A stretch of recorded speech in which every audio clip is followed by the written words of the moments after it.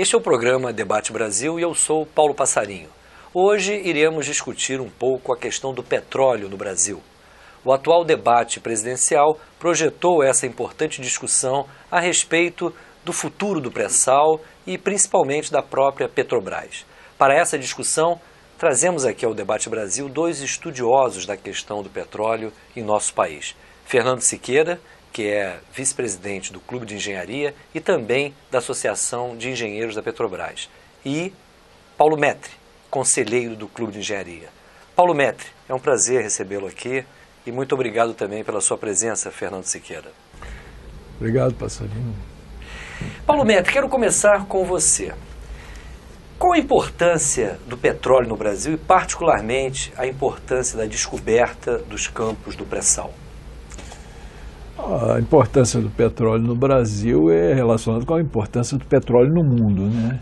O petróleo é o combustível dos mais utilizados no mundo e todos os países do mundo, todas as economias são dependentes do petróleo, né?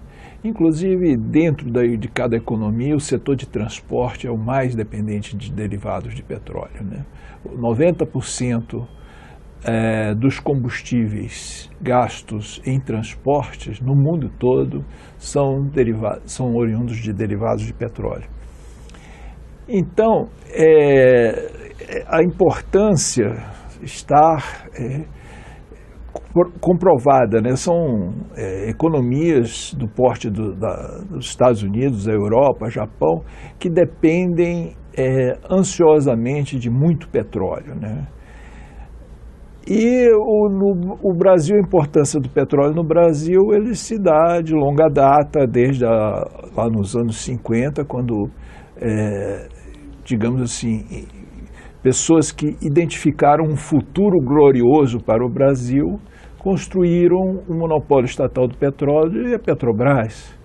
E graças a isso, hoje, andando rapidamente, hoje nós estamos com uma das maiores reservas do mundo já descoberta aqui na nossa costa, que é o pré-sal, sobre a qual existe uma grande disputa de bastidores para utilizá-la, né? Utilizar não só seu lucro, como o petróleo dali. Que disputa é essa, Fernando Siqueira? Como o Paulo Metre falou, né, os países desenvolvidos, eles calcaram o seu desenvolvimento em cima do petróleo, porque o petróleo é o energético mais eficiente, né, de todos. Você, com uma unidade energética de petróleo, você obtém 100 unidades em terra, né? Em águas profundas, você obtém 23. Mas o segundo colocado, que é o carvão, você tem uma relação de 9:1. Biomassa, 1,5:1. Então, esse fato, né, do petróleo ser absolutamente eficiente, fácil de transportar, de manusear, fez com que os países desenvolvidos criassem uma dependência muito grande sobre o petróleo, não vislumbrando que ele é um bem finito, não renovável e que eles não têm reservas. E, portanto, agora estão numa situação muito delicada por não ter reservas. O preço do petróleo está subindo em função de uma previsão, né, de pico de produção mundial. As grandes descobertas pelos estudiosos aí já ocorreram. Então nós estamos hoje atingindo um dente de serra aí no pico de produção. E a tendência é cair fortemente. Então isso cria para esse país uma insegurança energética muito grande, né? Como o Paulo muito bem falou, 90% dos transportes hoje são função de derivado do petróleo. Você tem indústria petroquímica, cujos produtos, né, que nós usamos no dia a dia, quase 90% do que a gente usa, né? Telefone celular, vídeo, televisores, DVDs, tudo isso são fibras sintéticas, fertilizantes, tudo isso vem de derivados do petróleo. E para substituir essas fontes, inclusive as fontes energéticas também, segundo o Instituto Francês do Petróleo, se levaria 40 anos para poder o petróleo ser totalmente substituído. Então, os países, com essa chegada do pico de produção, estão numa situação assim preocupante, né? Então eles querem buscar petróleo onde tem. Você vê, a Venezuela hoje é a maior reserva do mundo, mesmo sendo óleo pesado, mas é a maior reserva do mundo, tem 296 bilhões de barris contra 265 da Arábia Saudita. Então a Venezuela está sempre sob ameaça de derrubada de governo, né? O Chávez chegou a ser derrubado, o Maduro está maduro para cair, né? Então, também na história do petróleo houve vários assassinatos, né? O Enrico Mattei, na Itália, nacionalizou o petróleo, morreu. O Jaime Roldós, no Equador. O Mohammad Mossadegh, na década de 50, foi deposto. Então, o petróleo é mais ou menos responsável pelas grandes guerras que ocorreram a partir da Segunda Guerra Mundial, por causa dessa disputa, né? Que ele é um energético muito importante, quase que insubstituível, então ele gera essas disputas pelo petróleo. Então, se fala até em maldição do petróleo, né, que daqui a pouco eu vou dizer que não é bem assim, essa maldição, né? Então, essa insegurança energética dos países desenvolvidos e dependentes de petróleo é que faz essa disputa internacional por ele. Muitos afirmam, Paulo Metri, que muitas vezes a dependência de um país em relação ao petróleo o faz, principalmente frente à demanda mundial, o faz cair na tentação da exportação do óleo. E isso não necessariamente é positivo para a trajetória do desenvolvimento econômico de muitos países. Fala-se, por exemplo, da chamada doença holandesa, algo que ocorreu na economia holandesa por conta justamente da facilidade que esse país encontrou, principalmente nos anos 80, para gerar receitas de exportação através do seu petróleo. No caso do Brasil, que você muito bem lembrou, que a história do petróleo está muito associada à história da nossa industrialização, quais as principais finalidades que você veria para a produção do nosso petróleo? Nós tínhamos no Brasil, antes da descoberta do pré-sal, um nível de reservas tal que eu, por exemplo, sempre falei que era necessário colocar essa reserva à disposição da demanda nacional. Eu nunca fui favorável, enquanto não conhecia o pré-sal, fui favorável à exportação de petróleo. Inclusive era mais uma das razões porque eu me batia contra os leilões da ANP, que são leilões em que quem descobre, quem ganha, arremata o bloco e depois descobre petróleo, pode fazer dele o que quiser, inclusive exportar. E muita gente não sabe, os contratos de concessão assinados entre empresas estrangeiras e a ANP não garantem o abastecimento nacional. O que eu falava na época, poxa, mas se o Brasil estiver em crise, a Petrobras não estiver conseguindo abastecer o país, nós vamos ter que importar petróleo, enquanto empresas estrangeiras estarão aqui exportando petróleo? Pois bem. Você quer dizer que o concessionário pode fazer o que bem entender com o petróleo extraído? Isso graças à Lei 9478, que para o pré-sal, graças a Deus, não vale, porque foi aprovada a Lei 12.351 no governo Lula. Que é a lei da partilha. Lei do contrato de partilha. Mas, respondendo à tua pergunta objetivamente, com o advento do pré-sal, como as quantidades que estão disponíveis são quantidades, ainda não se sabe ao certo, né? Mas por estimativas, por projeções, são quantidades imensas que dariam para suprir o Brasil tranquilamente por mais de 50 anos. E 50 anos é um bom tempo para desenvolvimentos tecnológicos ocorrerem, etc. Então, faz sentido haver exportação. Agora, a tua pergunta vai além. A tua pergunta vai, se não está implícito, entendi, que deveria se exportar o petróleo bruto, ou se deveria procurar adicionar valor, etc. Isso, claro, né? Sempre adicionar valor, mas eu não vejo como erro você exportar algum excedente de petróleo que o pré-sal poderá dar. Sim, do ponto de vista do excedente, mas como que você vê a absorção desse petróleo pelo próprio desenvolvimento brasileiro?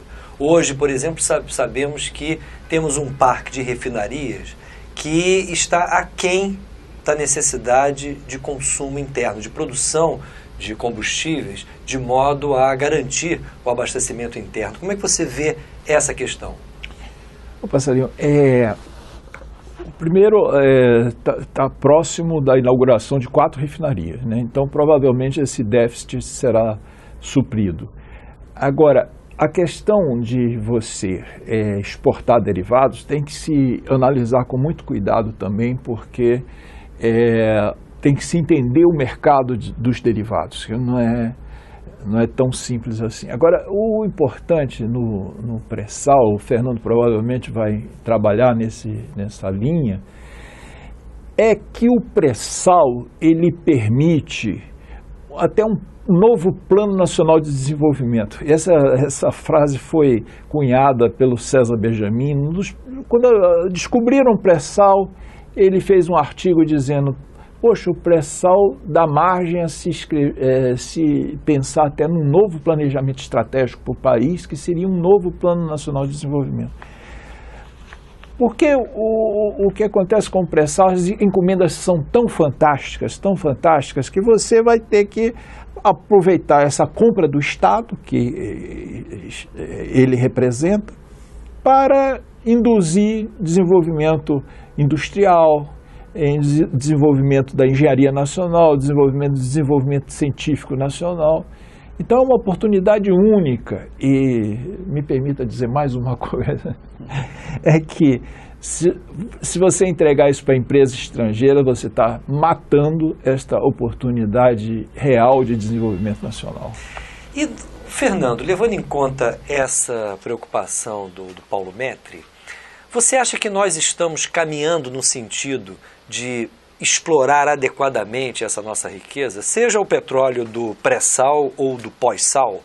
O Brasil está se preparando para aproveitar a contento essa imensa riqueza e ensejar, não diria um plano nacional de desenvolvimento, mas inserir essa descoberta do petróleo, essa riqueza que nós temos, num projeto de médio e longo prazo? Passarinho, o que eu falei ainda há pouco, que eu ia dizer aqui, é o exemplo da Noruega, né? A Noruega, até a década de 70, era o segundo país mais pobre da Europa. Vivia de exportar bacalhau e um minério lá de segunda categoria. Com a descoberta do pré-sal, com a descoberta do petróleo no Mar do Norte, e a Noruega teve uma reserva da ordem de 25 bilhões de barris, o país se transformou, nesses últimos 40 anos, no país mais desenvolvido do mundo, né? Que o IDH da Noruega, há 5 anos, é considerado o melhor do mundo. IDH significa educação, saúde, de excelência, né? Desenvolvimento tecnológico. O país avançou assim de forma magistral, né? E hoje é um dos mais avançados do mundo, inclusive tem a segunda renda per capita do planeta e também o melhor bem-estar social. Por quê? Porque ele soube administrar bem esse petróleo, soube produzi-lo de forma gradativa, atendendo aos interesses do país e foi investindo no desenvolvimento educacional, tecnológico. E hoje tem um fundo social para quando o petróleo acabar, da ordem de 900 bilhões de dólares, para que as suas gerações atuais usufruam no futuro desse bem gerado pelo petróleo. Além do desenvolvimento tecnológico, educacional, etc., ainda tem essa poupança para o futuro, né? Então, no caso brasileiro, nós temos 10 vezes mais petróleo que a Noruega.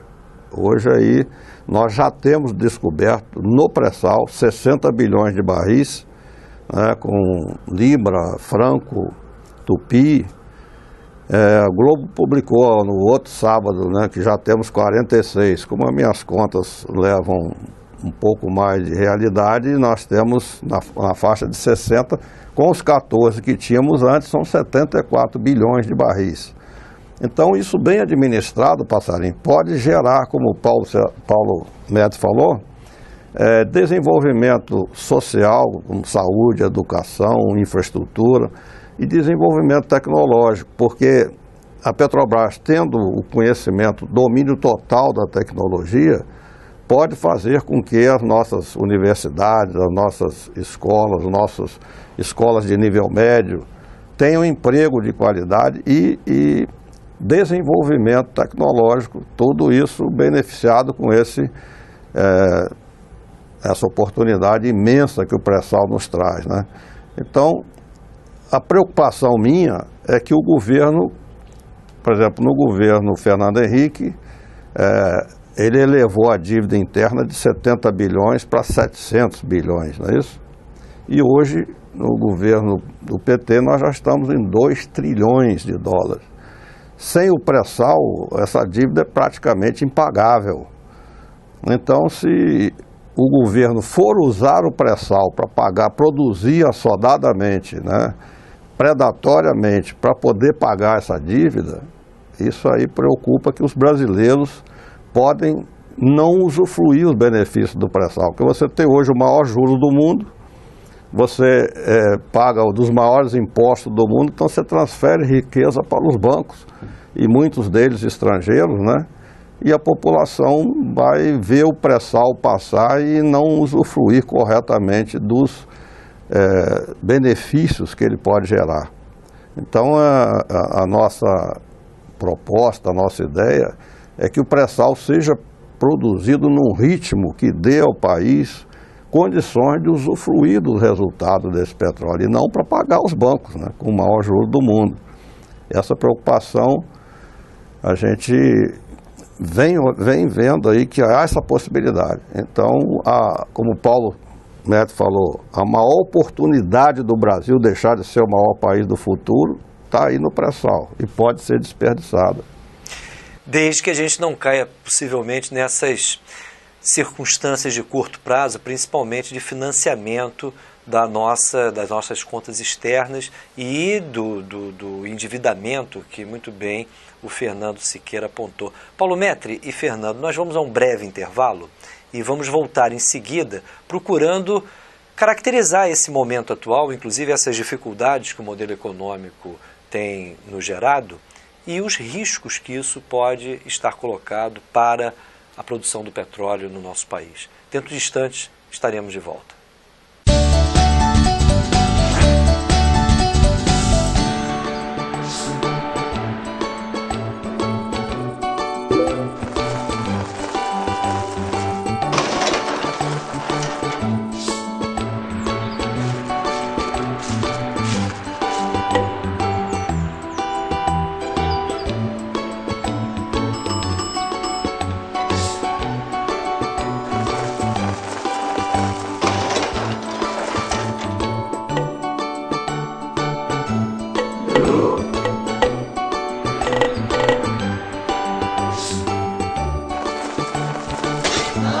Mobilize-se! Não deixe que levem o nosso petróleo! O petróleo tem que ser nosso! Estamos de volta com o nosso programa Debate Brasil, hoje discutindo a questão do petróleo no nosso país.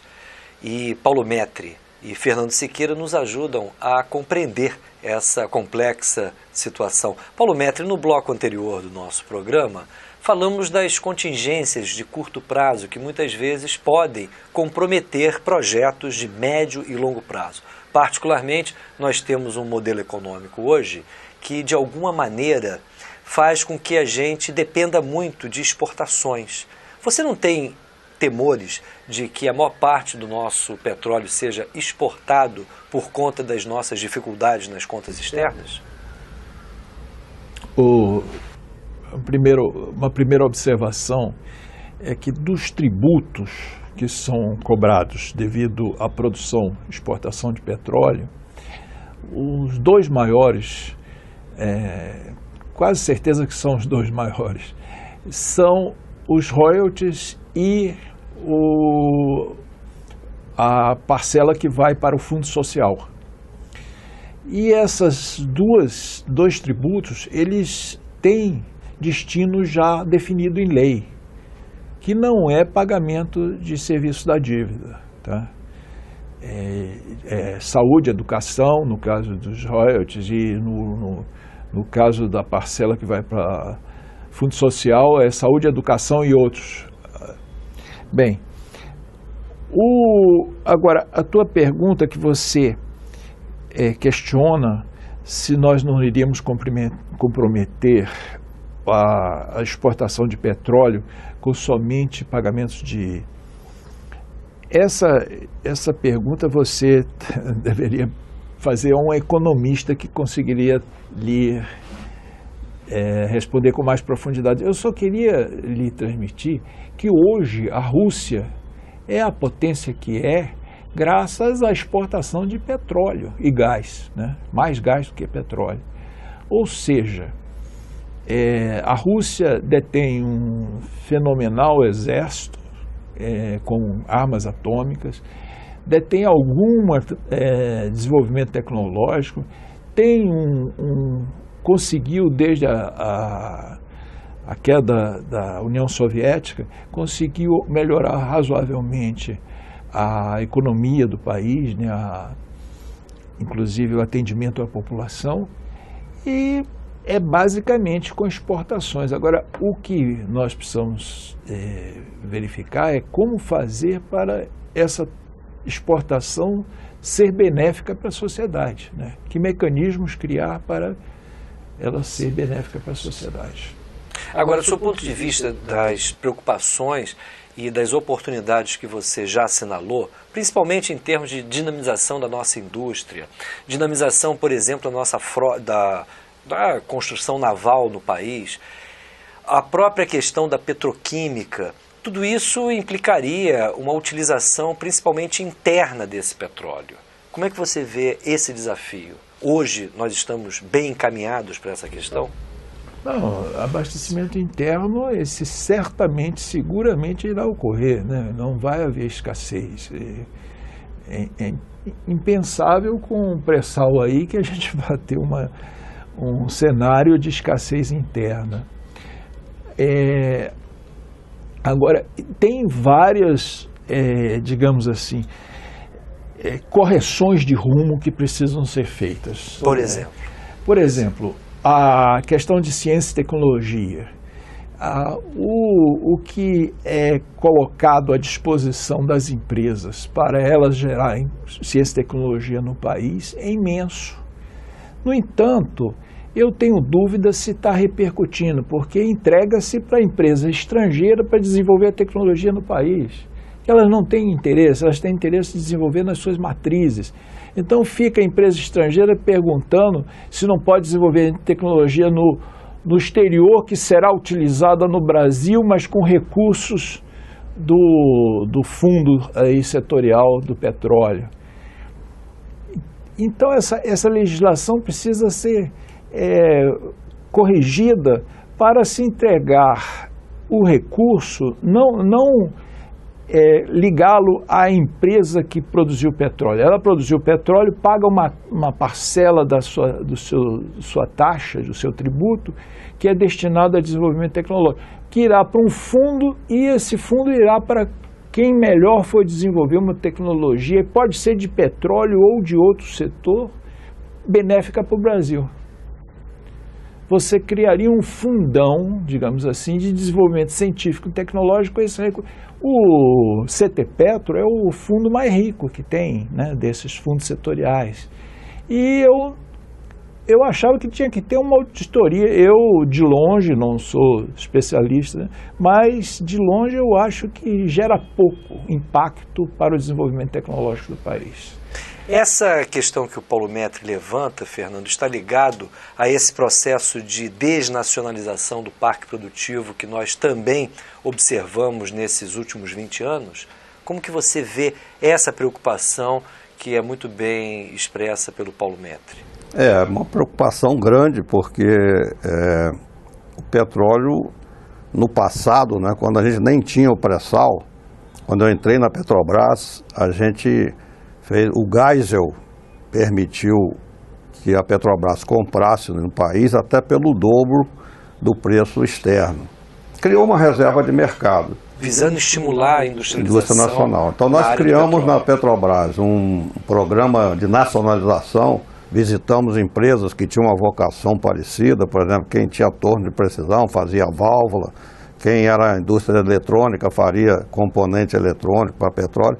Tudo isso era desenvolvido para petróleo, mas servia para várias outras indústrias, automobilística, siderúrgica, né?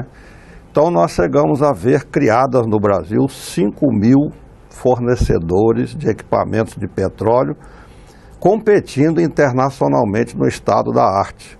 Ou seja, as empresas se desenvolveram de uma forma magistral.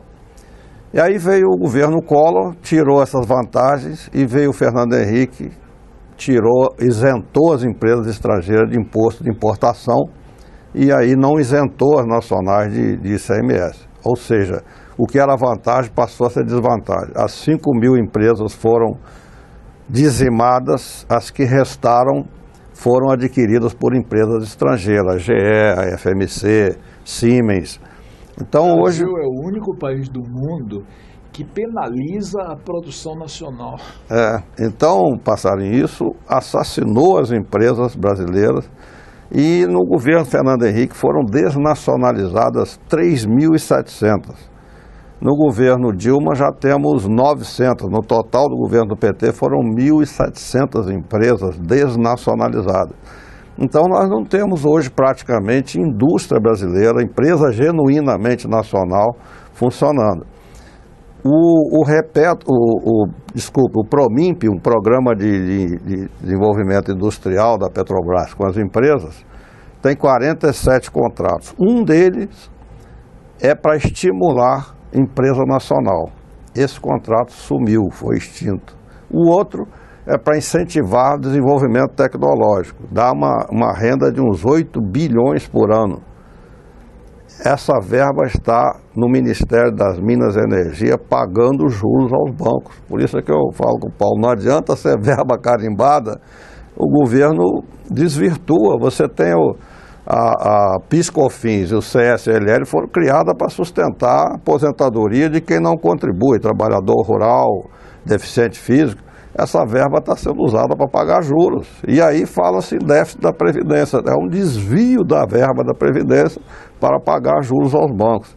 Então, o meu receio, quando você tem uma exploração assodada do pré-sal, primeiro que o pré-sal, se for atender as demandas dos países que estão, como eu falei, numa insegurança energética muito grande, e mais o cartel internacional do petróleo, que também está em situação difícil por não ter reservas, aí você esgota o pré-sal em 15 anos e acabou. Passamos a importar petróleo quando o petróleo terá subido muito mais do que isso. Então a grande preocupação nossa é que, primeiro, haja uma produção de acordo com a necessidade brasileira. Vamos dizer assim, o modelo Noruega, você produz para gerar desenvolvimento para o país, e não para pagar dívida, não para atender as demandas dos países em má situação. Esse é o grande perigo da gente ver o pré-sal ir embora e o povo brasileiro não usufruir da grande renda que ele pode gerar.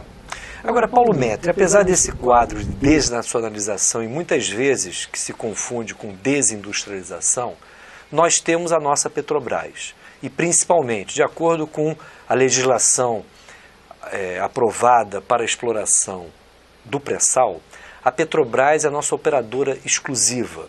Há, inclusive, determinados requisitos para que todos os componentes, ou boa parte dos componentes a serem utilizados na produção, tenham um conteúdo nacional.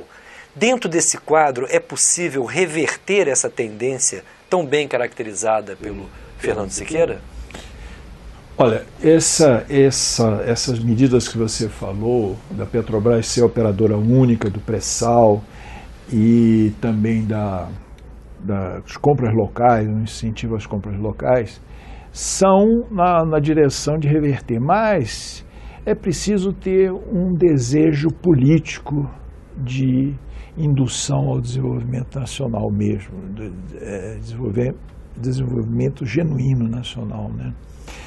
Não desenvolvimento das empresas estrangeiras que estão aqui, que não usufruem a menos de royalties e participação especial, eventualmente, e depois elas levam petróleo e não compram no Brasil, compram muito pouco, não encomendam tecnologia aqui, não contratam engenharia aqui, enfim.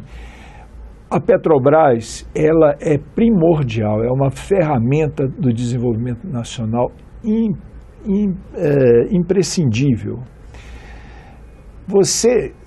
É interessante que nós vivemos no mundo atual que com essa mídia que nos deturpa o pensamento, nós às vezes ficamos incapacitados de falar coisas porque vai constranger, a massa não vai entender, os interlocutores não vão nos entender. Mas a empresa multinacional, ela não quer realmente desenvolver a indústria no Brasil, isso fica claro. Enquanto a Petrobras, por que é importante ela ser operadora única do pré-sal? Porque a operadora é quem compra pelo consórcio formado e ela irá comprar mais no país. Mesmo que não tenha prometido compras locais altas na época do leilão, nós sabemos que ela terá sempre esse compromisso de comprar mais no país. Essa vontade política que você registra como fundamental para que a gente tenha uma mudança desse quadro, não está incorporado nessas preocupações que a própria legislação hoje oferece para a produção do pré-sal? O fato de a operadora única ser a Petrobras, implicitamente está que vamos comprar mais no país. Agora, por exemplo, com relação às compras locais, é que tem tanto detalhe, Passarinho, que se nós descermos no detalhe, mas às vezes é importante descer em um detalhe. As compras locais, a ANP faz leilões e um dos critérios de avaliação para poder definir a empresa que arremata um bloco é o quanto ela está prometendo de compras locais, mas é uma promessa. Então, muitas vezes a empresa promete e não cumpre. Isso já ocorreu, não é? Já ocorre. E as multas são pequenas e a ANP não aumenta o valor da multa. Eu já solicitei a parlamentares que eu tenho acesso que eles façam um pedido de informação para a ANP, porque um cidadão comum não pode perguntar para a ANP e ela não mostra no site dela. Quais foram as empresas, contratos já em andamento ou já extintos, quais foram as empresas que pagaram multa? Como é que você vê essas dificuldades, Fernando? De alguma maneira, nós temos hoje um arcabouço legal voltado para o pré-sal que aparentemente nos ofereceria maiores seguranças do que o modelo de concessões que é aplicado para as áreas do pós-sal. Em relação, então, a esse arcabouço, o que faltaria para que a gente, de fato, pudéssemos oferecer ao país um projeto de longo prazo? O arcabouço existe, mas infelizmente, como eu falei ainda há pouco, não é muito respeitado, né? Você tem um exemplo claro do Campo de Libra. O Campo de Libra, pela nova lei do petróleo, é um campo altamente estratégico. A área estratégica, segundo a lei, é a que tem baixo risco e alto retorno. Artigo 2º. E o Libra tem risco zero, que já estava descoberto, e alto retorno, que é o maior campo do mundo. E, no entanto, o governo entregou Libra para um leilão e ficou 60% com empresas estrangeiras. Agora nós estamos vendo aí, inclusive o Globo de hoje falando, né, que no campo de Gato do Mato da Shell, ele é um campo do pós-sal. É um campo do pós-sal que é contíguo, não, é do pré-sal, né? Próximo da mas ele foi leiloado sob modelo de concessão. De concessão, mas é um campo do pré-sal. Então, esse campo foi vendido antes da lei de partilha e ele tem uma continuação numa área da União. O que a União tem que fazer? Pela lei, o operador do pré-sal é a Petrobras, tá certo? Mas a ANP chegou a entregar essa extensão do Gato do Mato para a Shell. Aí houve uma repercussão ruim, eles recuaram e entregaram a decisão para a Pré-Sal Petróleo. A Pré-Sal Petróleo tem lá na sua direção 4 amigos da Shell, inclusive o presidente Oswaldo Pedrosa foi braço direito do Zilberstein nos leilões de petróleo. Zilberstein foi o presidente da Agência Nacional do Petróleo que começou a fazer os leilões no governo Fernando Henrique. Então, é o autor daquela famosa frase, o petróleo é vosso. O petróleo agora é vosso, para uma plateia de estrangeiros que foi na posse dele, né? Bom, então, é preocupante que se cogite fazer uma unitização, quer dizer, uma unitização seria cada um ter o naco do seu pedaço. Então a União tem essa área, ela ficaria com uma parte da produção e a Shell com a sua lá e teria um acordo legal para que essa produção fosse corretamente dividida. E não a Shell querer pegar, em nome da unitização, querer pegar o naco da União, né, infringindo a lei, porque a lei é clara, né, que primeiro que a Petrobras é operadora única. Segundo que um campo de característica de estratégica seria negociado com a Petrobras. Então, essa questão de existir o marco legal, infelizmente, não tem sido a garantia do povo brasileiro sobre os seus direitos. Vide o campo de Libra, entregue ilegalmente, e agora o campo extensão de Gato do Mato também entregue legalmente, depois um recuo e agora volta a pressão a acontecer aí no seminário de óleo e gás que está ocorrendo. Esse seminário de óleo e gás em 2013, a pressão que saiu de lá, fez o governo fazer 3 leilões, o leilão de Libra, o leilão do Shale Gas e o leilão, 11º leilão da margem equatorial. Então, a lei existe, mas preocupa porque não é cumprida. A lei é uma condição necessária, mas não suficiente. Infelizmente. Nós vamos, Paulo Metri, Fernando Siqueira e nossos telespectadores, nós vamos a um novo intervalo no nosso programa e voltaremos em seguida com a conclusão dessa importante discussão sobre o petróleo com esses 2 estudiosos dessa questão do petróleo no nosso país. Dentro de instantes estaremos de volta.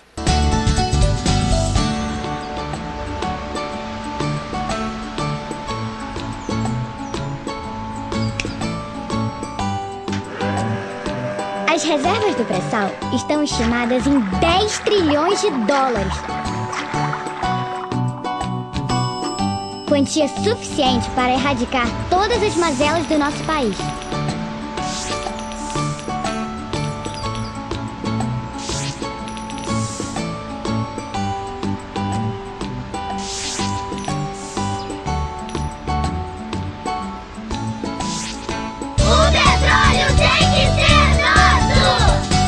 Voltamos com o nosso programa Debate Brasil, hoje conversando com Fernando Siqueira e Paulo Metri, estudiosos da questão do petróleo no nosso país. Paulo Metri, no bloco anterior, Fernando recordou-se da entrega, vamos assim dizer, do campo de Libra a um processo licitatório através de leilão que acabou acarretando um prejuízo aparentemente para o nosso país na medida em que empresas estrangeiras acabaram por adquirir 60% dessa área.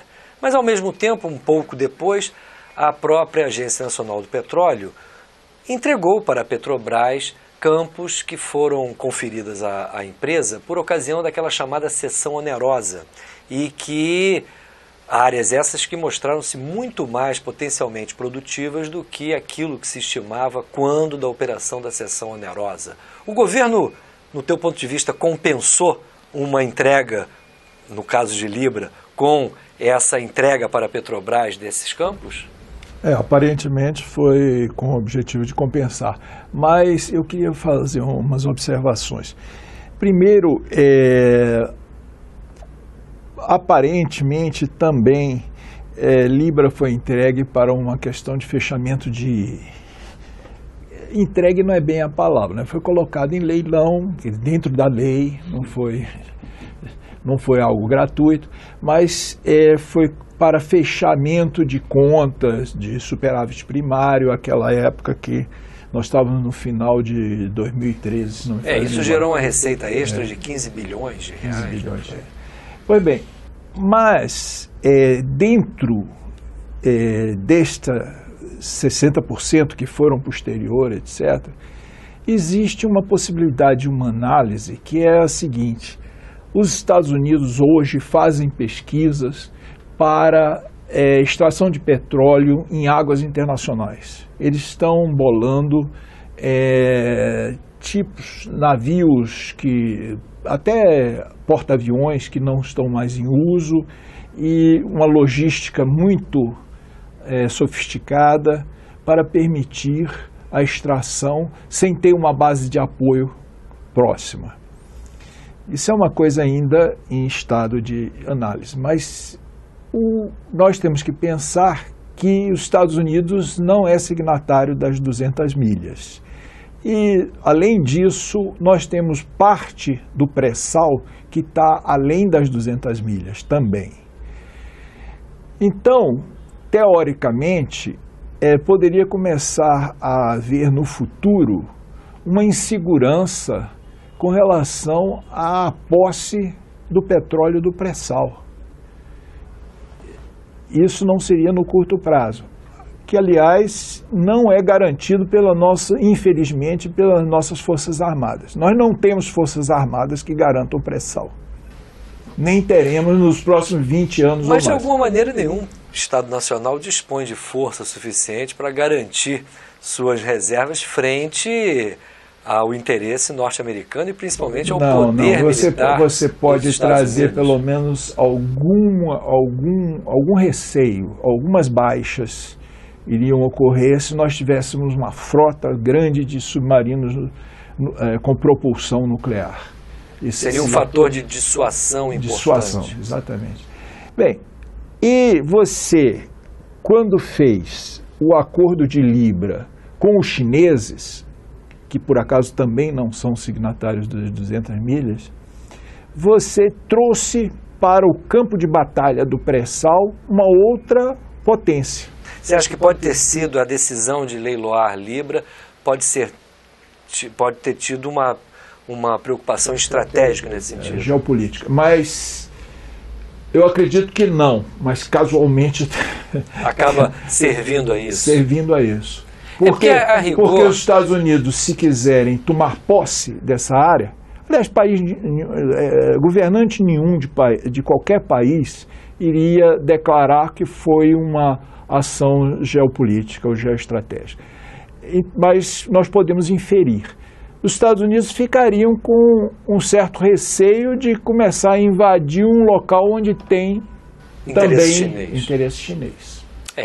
Pode ser essa a possibilidade. Agora, você me perdoe eu ter me referido como entrega, porque a rigor o que houve ali, no meu ponto de vista, foi uma articulação da própria Petrobras junto a empresas chinesas e europeias, no sentido de se conformar um consórcio de modo a produzir óleo em Libra. A maior entrega que você poderia argumentar é porque o índice que vai garantir as contribuições para o Fundo Social ser um índice maluco, né? Como tem sido dito aí, é o único do mundo, né? Um jabuti, só tem no Brasil, que é uma tabela. Foi uma inovação brasileira, uma tabela que você não sabe ao certo qual vai ser o valor que vai ser remetido para o Fundo Social. Isso tem que acabar, isso não pode ter mais em leilão nenhum. Você poderia explicar melhor essa tabela para os nossos telespectadores? Bom, em primeiro lugar, eu discordo um pouco do Paulo Metro, é o seguinte: primeiro que o pré-sal não está além o que falta descobrir no pré-sal pode estar além do limite do mar territorial. Segundo que Estados Unidos não assinaram o tratado, como a Venezuela, o Equador não assinaram, Israel, mas 130 países assinaram isso na ONU, lá no Caribe. Não deixa de ser uma segurança, então? Não, isso aí é uma resolução internacional. Então, agora, se os Estados Unidos não concordam, A área do pré-sal, ela não ultrapassa a área, ela não está na faixa das 200 milhas? Está Mas os Estados Unidos não reconhecem essas 200 milhas. Não, ela está aquém das 200 milhas. Tem um e tem um pedaço que o Brasil pediu uma extensão, aí cobriria praticamente tudo. Agora, o que está além da zona economicamente exclusiva estabelecida pela ONU, hoje, técnica economicamente é inviável explorar. Primeiro que a profundidade é muito grande, é acima de 3 mil metros. Segundo que a distância para a Terra é enorme e você não tem econômica nem tecnicamente condição de estabelecer uma base ali. E outra é o seguinte, o raciocínio que o PT usou no Fórum Social, no Fórum de São Paulo, né? É que não, os Estados Unidos é muito poderoso, se a gente não entregar o pré-sal, eles vão tomar a força. Pô, isso é raciocínio colonizado. Mas no caso de Libra, não houve participação de empresas norte-americanas? Foram 2 europeias e 2 houve chinesas. pelo seguinte, eu falei lá no Senado que não haveria, porque houve a denúncia de espionagem, que o Snowden mostrou que a cada 72 horas dados da Petrobras são remetidos para os Five Eyes, Estados Unidos, Canadá, Austrália, Nova Zelândia, Inglaterra. Então, com medo de um leilão ser anulado, o braço americano do cartel não participou. Eu até na minha conferência no Senado, uma semana antes, eu mostrei, esse braço, Paulo Neto estava junto, esse braço aqui não vai participar para que o leilão não seja anulado. Mas o leilão veio logo após essas denúncias do Snowden. Exatamente. E aí eu mostrei que o braço europeu iria participar. E a Shell e Total são o mesmo dono. O grupo Rothschild também é dono do braço americano junto com o Rockefeller. E a empresa chinesa que participou é associada à Shell na exploração de petróleo internacional. Então esse consórcio foi um consórcio armado, que a Petrobras foi envolvida, não foi um leilão porque teve um grupo único e entregou-se 60% desse campo de Libra a um consórcio internacional que basicamente é gerido pelo dono das 7 irmãs. E aí o braço americano não participou porque se a Exxon compra, aí a gente entrava na justiça, a espionagem foi comprovada. A Graça Foster mostrou que o Centro Integrado de Processamento de Dados da Petrobras tem 30 empresas, 16 brasileiras, 14 americanas. E disse ela no final, o sistema é muito seguro, porque o sistema de criptografia dos dados é feito por 3 empresas americanas. E os dados rodam no software OpenWealth da Halliburton. A Halliburton é o braço... É uma gigante do setor. É uma gigante do setor. É a maior empresa do mundo no setor. Foi quem protagonizou a derrubada do Saddam Hussein, invasão do Iraque, e pegou contratos de 300 bilhões de dólares sem concorrência. Então, a Halliburton é o braço petrolífero do governo americano. E é quem dá as cartas no Centro Integrado de Processamento de Dados da Petrobras. Então, se as americanas participam, o leilão era passível, porque eu provei lá na CPI, feita para anular o leilão, se fosse comprovado, eu provei que tinha espionagem. E aí eles disseram, não, mas uma coisa é uma coisa, outra coisa é outra coisa. A Vanessa Graziotin, que é do PCdoB, que é quem faz os leilões, disse, não, engenheiro, uma coisa é uma coisa, a espionagem é uma coisa, o leilão é outra. Eu falei, não, senadora, essa comissão, essa CPI, foi para verificar se tinha espionagem. Se tivesse, o leilão tinha que ser anulado. Mas aí a CPI hoje virou um sinônimo de amortecimento político. Infelizmente foi desmoralizado uma instituição importantíssima. Então eu acho que nós não podemos raciocinar como colonizado. Esse bem é do povo brasileiro e não pode ser entregue com temor de uma invasão americana. Porque aí você vai rasgar toda a Constituição Internacional da Organização das Nações Unidas. Assim como se disser que os Estados Unidos não assinou o tratado, então para que tem a votação na ONU? Ele perdeu de 130 a 4. Aí vai se rebelar e implantar a força, não tem sentido isso. Independentemente das interpretações que possamos fazer sobre determinadas medidas do governo, o fato é que há um interesse claro estrangeiro, isso se comprova inclusive pela história do século XX, em torno da questão do petróleo. O interesse principalmente dos países industrializados, superdesenvolvidos. Neste contexto, que medidas seriam, além das que já foram tomadas especialmente em relação ao pré-sal, que medidas seriam essenciais de serem desenvolvidas pelo nosso país dentro dessa premissa que o Fernando tão bem expressou, a ideia de termos controle sobre essa riqueza e principalmente utilizá-la em prol do nosso desenvolvimento, da resposta às nossas necessidades? A resposta a essa pergunta, estou supondo que você está perguntando para mim. A resposta a essa pergunta depende do grau de apoio político que você tem da sociedade brasileira. Então vamos supor que a sociedade brasileira é extremamente politizada, que não vai ser com essa mídia corrompida que nós temos aí, mas suponha que ela seja extremamente politizada e consciente das questões, do que ocorre no mundo. Então ela irá apoiar, obviamente, medidas que irão beneficiá-la. E eu acho que o monopólio estatal do petróleo é a melhor posição para a sociedade brasileira. Eu teria que passar algum tempo para dizer quais são as bases para... É a melhor forma de você atingir benefícios para a sociedade brasileira. Agora, seria um monopólio com controle social. Não é um monopólio com liberdade total para a Petrobras. Não que a Petrobras eu vá ver ela fazendo coisas erradas, mas é importante ter controle social sempre, em qualquer atividade econômica nossa. Agora, se não temos esse apoio político firme, o que nós poderíamos, já chegando numa composição de meio termo? Eu acho que o pré-sal poderia ser monopólio estatal. Todo o pré-sal, mas teria que mudar a lei dos contratos. Isso é uma guerra, vai ser uma guerra. A margem equatorial que foi citada aqui é uma grande possibilidade de ter petróleo. Não deveria nunca ser concedido, que foi pela lei das concessões, né?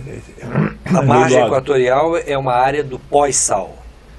É a área lá do norte, de águas profundas. Sim, mas não envolve o pré-sal.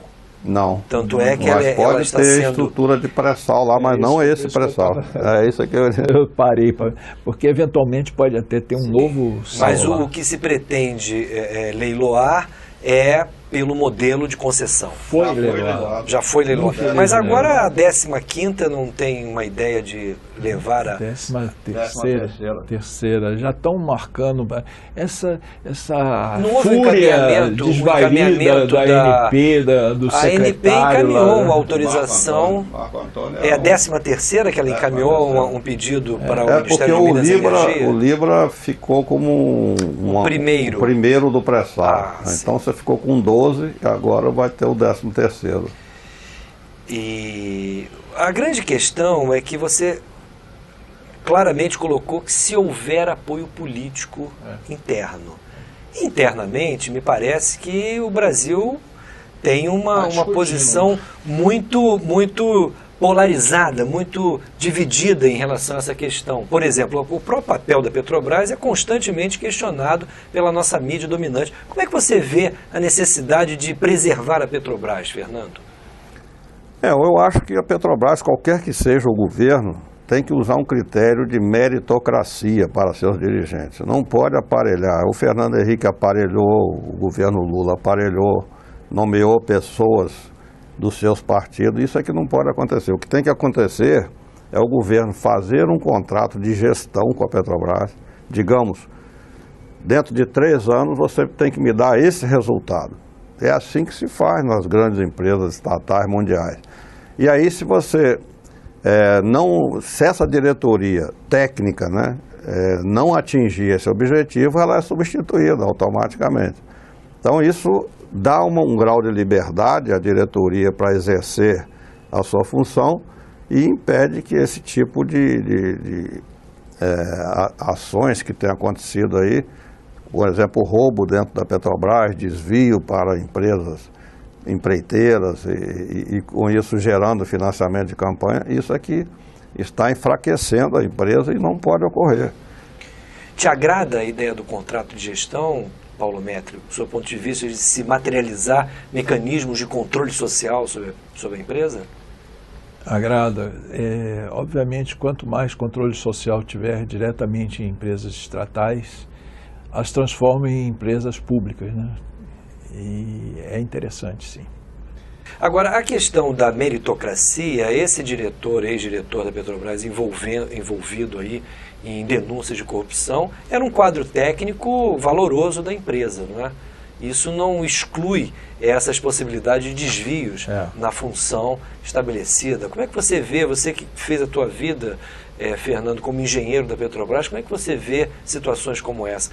Diz respeito a desvios de conduta pessoal ou há uma engrenagem que é mais nociva? O fato dele ser de carreira não é muito preponderante, porque ele era um cara formado na área de produção, inclusive foi meu subordinado na época, na área de engenharia de produção.